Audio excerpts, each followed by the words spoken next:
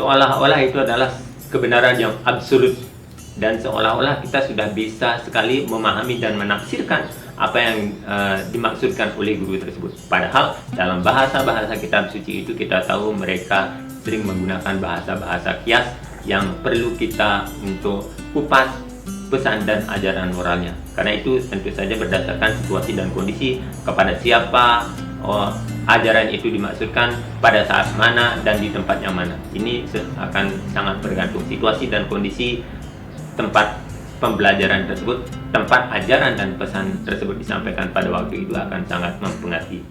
Ini adalah video tentang opini, analisa, dan sudut pandang yang kemungkinan bisa sama atau bahkan jauh berbeda dari apa yang Anda pikirkan.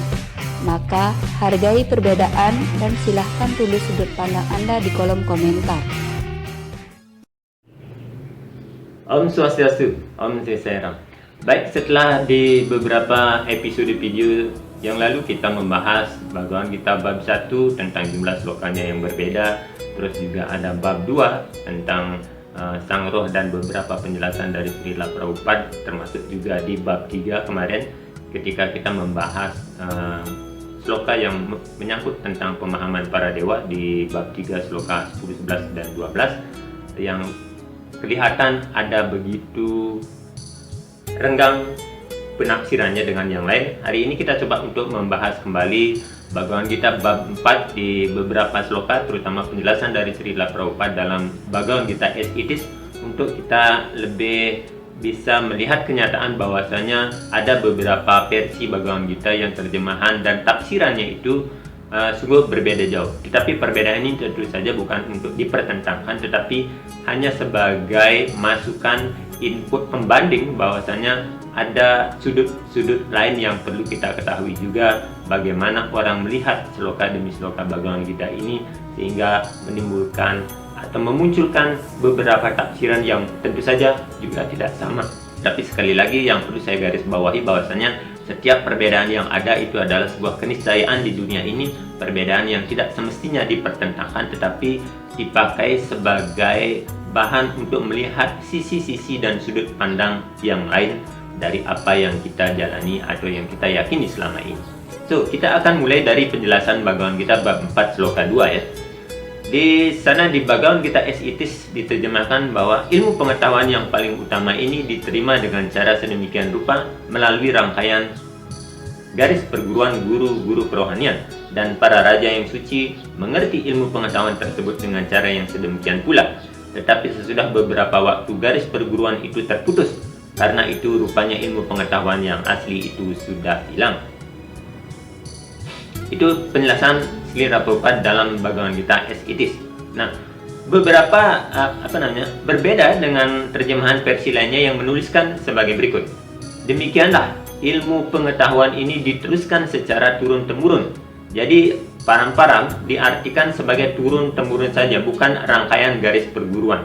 Walau ada sedikit kemiripan, dan pertanyaan yang sering terlintas dari dulu adalah, benarkah ilmu pengetahuan yang asli itu sudah hilang dan terputus, atau justru hanya dikaburkan maknanya sehingga ia kembali menuturkannya? Maksudnya garis perguruan ini kalau kita lihat itu param-paramnya, misalkan satu orang guru itu memiliki beberapa orang muridnya. Dari beberapa orang murid ini tentu saja ada satu dua yang memang memiliki kualifikasi sebagai pelanjut dan penerus dari sistem perguruan tersebut. Nah, jika kita memang menerima tanpa ada ego, tanpa ada kepentingan atau rasa, biasa manusia kan demikian. Kalau dititipi uang biasanya kurang, tetapi kalau diberikan informasi biasanya mereka akan menambah-nambahi karena ego merasa diri lebih tahu daripada yang lain. Jadi jika saja itu memang garis perguruan dari misalkan Dewa Brahma pertama, apakah sampai misalkan hari ini di guru yang mungkin Anda atau kita punya itu memang masih asli, tidak ada penambahan, copy paste saja sebagaimana adanya, apakah masuk akal dan logis jika kemudian ajaran ini terputus, hilang sama sekali, hilang garis perguruannya karena tidak ada yang meneruskan, ataukah memang hilang esensi makna kesejatian dari pesan dan ajaran moral yang disampaikan Tuhan pada waktu pertama kalinya? sehingga beliau Tuhan muncul kembali, datang sebagai Sri Krishna dalam reinkarnasinya di zaman Dwapara juga, yang mana kemudian menyabdakan kita nyanyian tentang ketuhanan ini kepada sosok yang mewakili kita semua, yakni Arjuna. Arjuna kan simbol dari diri kita sendiri. Dia membawa senjata yang namanya panah. Panah itu adalah manah. Manah adalah pikiran, dan manusia adalah manasya, makhluk yang memiliki pikiran. Dengan pikirannya ialah ia akan mencoba untuk mengenali dan memahami pengetahuan dan ajaran yang diberikan oleh Tuhan yang mewujud.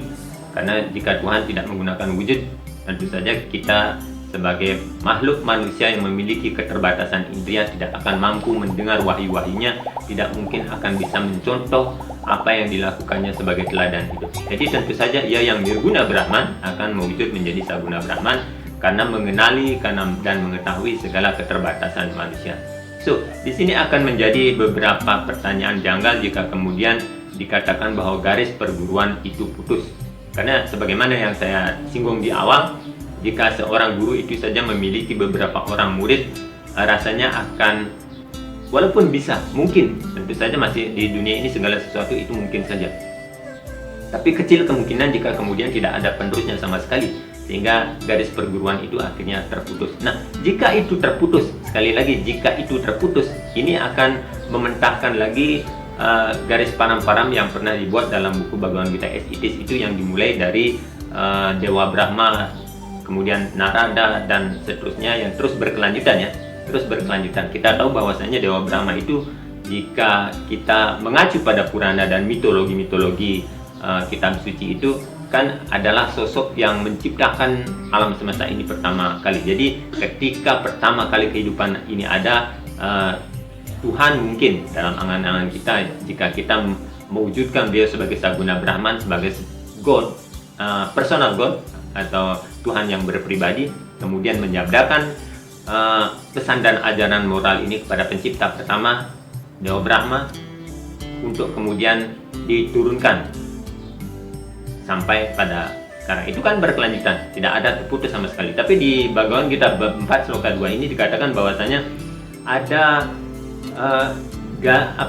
ilmu pengetahuan rohani ini sudah diturunkan dengan cara yang sedemikian rupa melalui garis perguruan, dari guru, murid kemudian mengambil murid lagi, kan demikian. Ada garis param-param atau apalah namanya. Jadi akhirnya tidak terputus. Tapi di sini dikatakan bahwa ilmu pengetahuan rohani itu sudah hilang ini.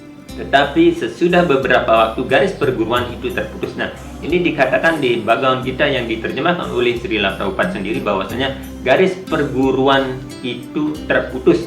Karena itu rupanya ilmu pengetahuan yang asli itu sudah hilang. Nah, jika terputus, lalu bagaimana dengan skema bagan garis perguruan yang ada dalam Bhagavad Gita Esitis tersebut? Itu harus kita teliti, coba untuk melihat kesejatiannya, faktanya bagaimana. Jadi bukan hanya menerima informasi secara begitu saja, tetapi tentu saja kita boleh kritis kan. Justru murid yang tidak kritis itu, yang hanya menerima saja itu, guru biasanya tidak puas. Kalau saya menjadi guru, biasanya saya tidak puas dengan murid yang hanya anggut-anggut saja, manut-manut saja dengan apa yang kita bicarakan, apa yang kita sampaikan, tanpa ada sebuah kritik yang coba membangun, walaupun bukan mengkritisi, mendebat sang guru, tetapi dengan bertanya, dengan memberikan sanggahan, setidaknya murid itu, kita yakin sebagai seorang guru bahwa murid itu sedang mendengarkan, sedang memahami apa yang kita sampaikan. So, jadi di sini saya kurang setuju jika akhirnya jika kita menjadi seorang murid hanya mangut-mangut saja, menerima lalu mengcopy paste semua pelajaran itu, seolah-olah itu adalah kebenaran yang absolut, dan seolah-olah kita sudah bisa sekali memahami dan menafsirkan apa yang dimaksudkan oleh guru tersebut. Padahal dalam bahasa-bahasa kitab suci itu kita tahu mereka sering menggunakan bahasa-bahasa kias yang perlu kita untuk kupas pesan dan ajaran moralnya. Karena itu tentu saja berdasarkan situasi dan kondisi, kepada siapa ajaran itu dimaksudkan, pada saat mana, dan di tempat yang mana. Ini akan sangat bergantung situasi dan kondisi tempat pembelajaran tersebut, tempat ajaran dan pesan tersebut disampaikan pada waktu itu akan sangat mempengaruhi. So itu adalah pertanyaan pertama yang sedikit membuat kejanggalan, karena terjemahan versi lainnya memang terkesan dan faktanya sangat berbeda dengan apa yang disampaikan oleh Srila Prabhupada dalam Bhagavad Gita as it is. Next, ada penafsiran yang jumlahnya tidak dapat dihitung. Ini masih dalam penjelasan Srila Prabhupada di bab 4 sloka 2 ya. Beliau menyampaikan bahwasanya ada penafsiran yang jumlahnya tidak dapat dihitung dari hasil karya sarjana-sarjana duniawi, tetapi hampir semuanya tidak mengakui kepribadian Tuhan Yang Maha Esa, Sri Krishna. Walaupun mereka cukup beruntung dengan memperdagangkan kata-kata Sri Krishna, sikap tersebut merupakan sikap asura. Sebab orang yang bersikap asura tidak akan percaya kepada Tuhan. Nah ini ya oke, sebuah kalimat, hanya statement saja, tetapi kadangkala apa yang disampaikan, jika kita tidak benar-benar memahami sebagaimana yang sudah saya singgung barusan, tempat, kepada siapa orang tersebut, justru menimbulkan misunderstanding, akan menjadi kesalahpahaman. Karena seperti ini, melainkan mereka hanya menikmati benda-benda milik Tuhan ini. Nah, asura di sana kan dikatakan asura, demon atau devil. Kalau diterjemahkan kurang lebih akan berarti iblis. Kebalikan dari sura yang artinya dewa. Ada sura, ada asura. Kalau di bahasa Sanskerta, kata a itu kan lebih banyak berarti tidak. Susila, asusila, dharma, adharma kan ini. Dharma kebaikan, adharma tidak baik, tidak benar. Ada sura, dewa, asura bukan dewa, artinya iblis pada. Jadi, apakah hanya karena orang tidak mengakui Krishna sebagai Saguna Brahman atau personalitas Tuhan Yang Maha Esa, mereka dikatakan sebagai devil atau demon? Itu kayaknya kurang tepat juga jika sekali lagi kita hanya mengacu pada baris kalimat ini tanpa memahami kapan, kepada siapa penjelasan ini dimaksudkan. So, kita lanjut ke bab 4 sloka 3. Akan tetapi orang jahat tidak mengakui Sri Krishna menurut kedudukan beliau yang sebenarnya, melainkan mereka menafsirkan sesuatu tentang Krishna dan menyesatkan pembaca umum dari jalan ajaran Krishna. Saya kira tanggapan saya. Saya kira orang tidak mengakui Krishna sebagai Tuhan tidak bisa secara langsung kita katakan sebagai orang jahat. Sebab mereka pastinya memiliki alasan yang cukup kuat dan logis pada keyakinan tersebut kenapa Krishna tidak diakui sebagai personal God atau Tuhan yang mewujud, Tuhan yang berpribadi Saguna Brahman.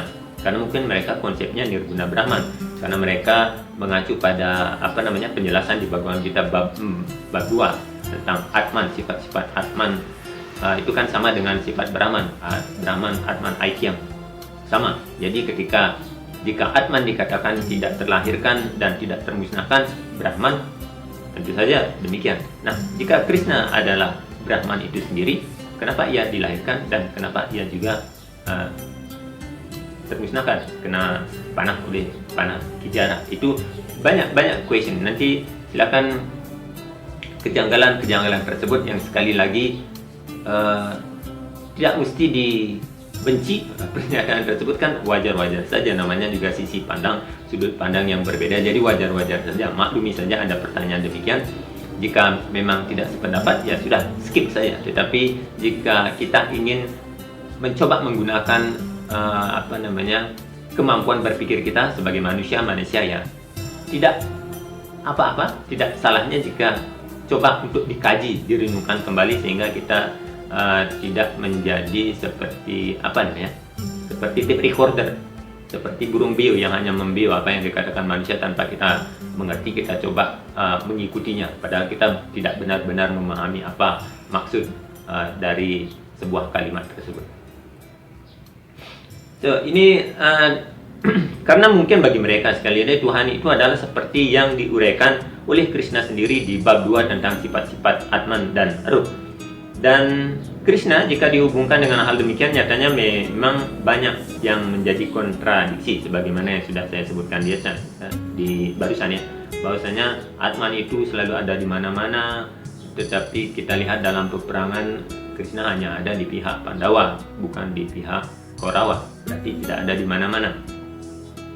Kita bisa melihat bahwasanya Krishna nyebur ke air basah ketika masuk ke sungai Yamuna dan menghancurkan iblis naga kalia. Itu kan masuk ke air dan basah. Padahal jika dikatakan bahwasanya salah satu sifat Tuhan itu adalah tidak terbasakan oleh air, tidak terkeringkan oleh angin, tidak terbakar oleh api, tidak terlukai oleh senjata dan lain. Jadi ketika orang melihat wujud Sri Krishna, wujud manusia dari Tuhan yang telah mewujudkan dirinya ini, orang cenderung akan berpikir, lantas bagaimana? Kok tidak ada kontroversi? Sebenarnya tentu saja ini ada benang merahnya kalau kita mau meneliti secara langsung, tapi tidak akan saya sampaikan di sini. Nanti silakan para sahabat untuk mencoba mengkajinya dengan nalar, dengan akal budi yang sudah diberikan oleh Sang Maha Pencipta. Jadi kita sama-sama belajar. Nanti silakan tulis di komentar jika ada sesuatu yang masih mungkin ada perbedaan pendapat. Saya kira wajar-wajar saja. Silakan, jangan saja dengan emosi, dengan kebencian menanggapi sesuatu yang berbeda dari apa yang kita yakini selama ini. So, orang yang tidak mengakui Krishna sebagai personal God juga tidak lantas bisa kita golongkan atau kita kategorikan sebagai orang yang jahat. Sebab hal ini sangat fatal. Sebab beberapa orang yang tentu saja tidak mengenal ajaran Sanatana Dharma, khususnya misalkan penganut agama Abrahamik, tentu saja mereka tidak mengenal konsep Saguna Brahman. Jadi apakah mereka bisa dikategorikan sebagai orang jahat? Kan tidak ya. Ketika kita mengatakan bahwa orang itu orang jahat, berarti secara tidak langsung kita sudah ego menyebut diri atau memposisikan diri sebagai orang yang lebih baik. Padahal baik dan buruk itu hanya penilaian kita sendiri. Bagi Tuhan semuanya sama saja, karena Tuhan ada di mana-mana, dalam diri orang yang kita label sebagai orang yang baik, dan ada juga dalam diri orang yang kita anggap sebagai orang yang tidak baik. Tuhan ada di tempat yang bagi kita anggap penilaian manusia anggap sebagai tempat yang suci, tetapi Tuhan juga tidak bisa dipungkiri bahwa Ia ada di tempat-tempat yang kita anggap dalam penilaian manusia sebagai tempat-tempat yang kotor dan tidak suci. Kan namanya Tuhan selalu ada di mana-mana, berarti ya sudah melingkupi semuanya. Kalau kita mengatakan bahwasanya Tuhan itu hanya ada di sini, tidak ada di sana, berarti pernyataan tersebut yang mengatakan bahwa Tuhan ada di mana-mana itu sudah gugur. Oke, next ke sloka selanjutnya, masih di bab 4, sloka 4. Arjuna diakui sebagai penyembah Tuhan. Karena itu bagaimana mungkin Arjuna tidak percaya kepada sabda Krishna? Sebenarnya Arjuna bertanya tidak untuk dirinya sendiri, tetapi untuk mereka yang tidak percaya kepada kepribadian Tuhan yang Maha Esa, atau untuk orang jahat yang tidak suka gagasan bahwa Krishna harus diakui sebagai kepribadian Tuhan yang Maha Esa. Hanya untuk mereka saja Arjuna bertanya tentang hal ini, seolah-olah dia sendiri belum sadar terhadap kepribadian Tuhan yang Maha Esa atau Krishna. Arjuna menyadari secara sempurna bahwa Krishna adalah kepribadian Tuhan yang Maha Esa, sumber segala sesuatu dan kata terakhir dalam kerohanian. Oke, itu penjelasan dari Srila Prabhupada. Tanggapan saya, jika Arjuna hanya bertanya dan pura-pura tidak tahu padahal ia memang sudah sadar bahwa Krishna adalah Tuhan, lalu untuk apa Krishna harus menunjukkan dirinya sebagai kesadaran kosmis? Kan kita tahu di bab 10 atau bab 11 itu Krishna menunjukkan dirinya sebagai Viswarupa, bahwasanya segala alam semesta ini, sungai-sungai adalah urat-uratnya, pepohonan adalah bulu-bulu dalam tubuh Tuhan. Kita di sana seolah Tuhan ingin mengatakan bahwa seluruh alam semesta ini adalah dirinya sendiri, tetapi kita tidak mampu melihat dan memahaminya, sehingga saya tumbuhan, hewan dan hewan, bahkan manusia saling kita benci kan, karena hanya perbedaan saja. Kita tidak bisa melihat bahwasanya Krishna ada di tumbuh-tumbuhan, kita ada di binatang, terus ada dalam orang-orang yang pada saat ini mungkin juga sedang membenci nama dan wujud Sri Krishna. Kita belum bisa, artinya kita memang belum bisa memiliki kesadaran seperti itu. Kita masih dalam proses untuk menyadari hal tersebut.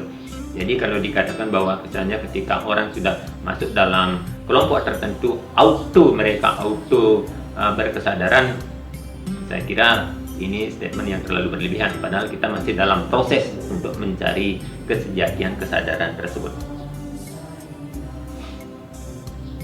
Jadi apakah dialog mereka hanya sebuah rekayasa dan settingan? Kan demikian jadinya pertanyaan. Jika memang Arjuna hanya berpura-pura tidak tahu saja, padahal ia sudah sadar sepenuhnya bahwasanya Krishna itu adalah Tuhan yang Maha Esa. Jadi ketika Sri Krishna, Tuhan dalam wujudnya sebagai Sri Krishna itu menunjukkan kesejatian dirinya sebagai penguasa alam semesta, apakah ini hanya sebuah settingan saja, keberpura-puraan saja? Arjuna pura-pura bingung dan bodoh hanya demi memberikan kesempatan pada Krishna mengumumkan siapa dirinya. Apakah demikian? Lalu untuk apa itu hanya dilakukan pada Arjuna dan tidak dilakukan secara publik di hadapan semua pasukan?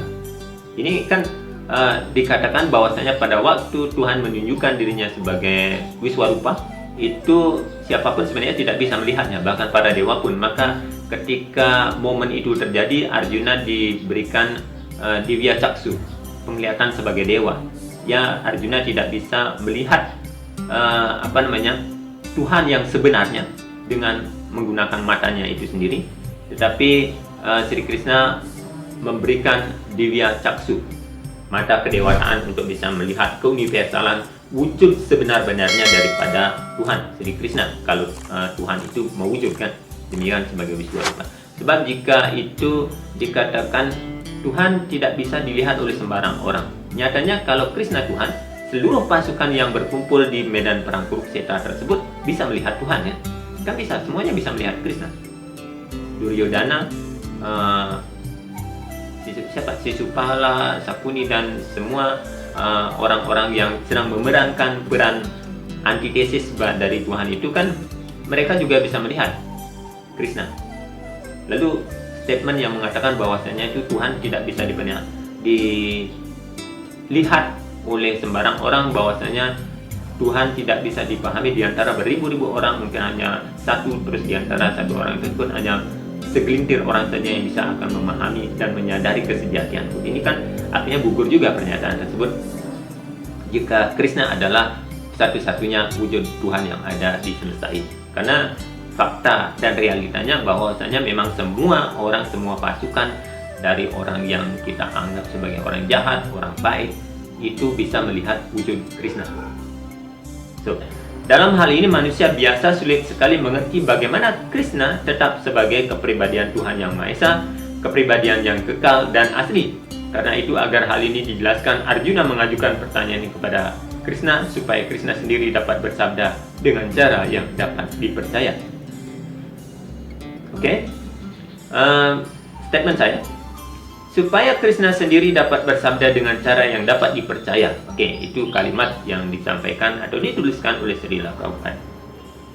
Pertanyaannya adalah, lantas bagaimana Arjuna bisa yakin bahwa apa yang disampaikan Krishna akan sampai pada mereka yang tidak percaya, sedangkan percakapan itu bersifat pribadi, sebab hanya Arjuna yang katanya pantas menerima Bhagavad Gita. Apakah ini berarti bahwa Arjuna sesungguhnya tahu bahwa pembicaraannya dengan Krishna di tengah-tengah medan perang Kurukshetra tidak hanya didengar olehnya, tetapi juga diketahui oleh Sanjaya dan Vyasadewa? Artinya dia bukanlah satu-satunya orang yang terpilih untuk mendengarkan Gita atau sabda dari Sri Krishna tersebut.